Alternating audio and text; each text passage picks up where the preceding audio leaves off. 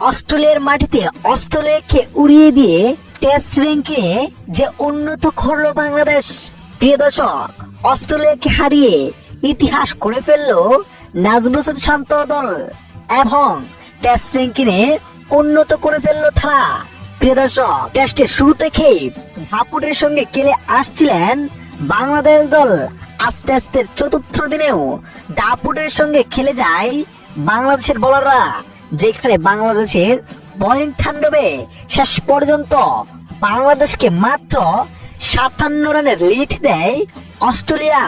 এ রানের লক্ষ্যে ব্যাট করতে নেমে তানজিদ হাসান তামিম 0 রানেই ফিরে যায়।